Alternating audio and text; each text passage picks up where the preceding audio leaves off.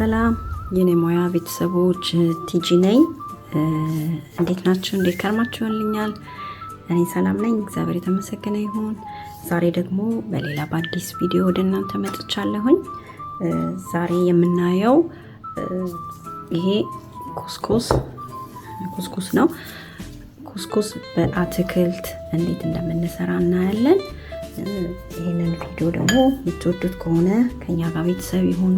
ላይክ፣ ሼር፣ ሰብስክራይብ በማድረግ አብሮነቱን ይግለጹልን። አሁን ወደ ቪዲዮ እንሄዳለን።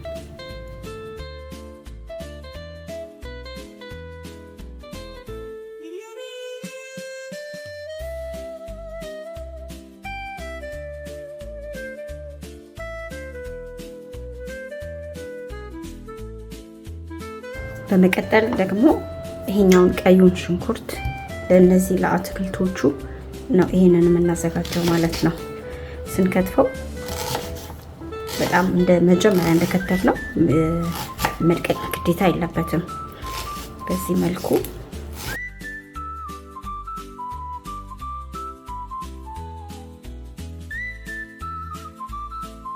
ቀጥሎ ፔፐሮኒያችን ቀይ እና ቢጫ አረንጓዴ አለ። እነዚህኛዎቹን ደግሞ እንከትፋቸዋለን በአንድ አይነት ሁኔታ ማለት ነው።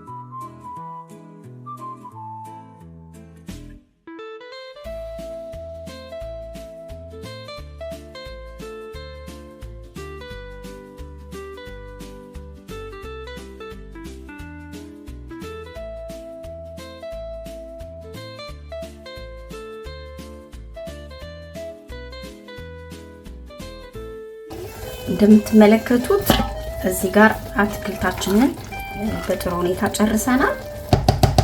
ጥሩ ሆኖልናል። እዚህ ጋር ደግሞ ያያችሁት ይሄ ያቁላላሁት እርድ ጨምሬ ነጭ ሽንኩርትና ጨው ጨምሬ ያቁላላሁት ደግሞ ለኩስኩሱ ነው።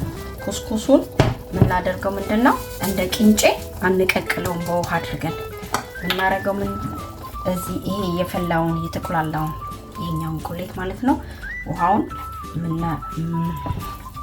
ላሳያችሁ በቪዲዮ እንዲመቻችሁ። በዚህ መልኩ ያው አሁን ይሄ ያያችሁት ኩስኩሱ ማለት ነው። ከዛ ውሃ እንደዚህ ጨምረበት ያቁላላሁትን የቆላይቱን ውሃ እንደዚህ ጨምርበታለሁ ማለት ነው። ምክንያቱም በጣም ልክ እንደ ቅንጬ አይቀቀልም። እንደ ቅንጬ የማይቀቀልበት ምክንያት ምንድነው? በጣም ስለሚጨምልቅ ስለሚልባችሁ እንደዚህ በዚህ መልኩ ከዛ የዚህ ሙቀቱ እንዳለ እንትን ያበስለዋል ማለት ነው። እንደዚህ እንደምታዩት በዚህ ሁኔታ ነው ኩስኩሳችንን ያዘጋጀነው ማለት ነው። እያያችሁ ውሃውን እንደ ኩስኩሱ መጠን ነው ውሃውን ይሄ መረቁን ያቁላላችሁትን በእርድ በነጭ ሽንኩርት በሽንኩርት ጨው ጣዕም እንዲኖረው ማለት ነው። በውሃ አፍልታችሁ እንደዚህ ማድረግ ትችላላችሁ። አደራ እንዳትቀቅሉት፣ ልክ እንደ ቅንጬ ማለት ነው።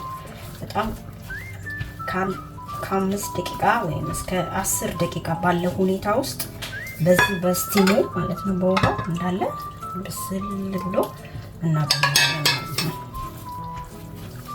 አብራችሁኝ ስለነበራችሁ ደግሞ አመሰግናለሁ።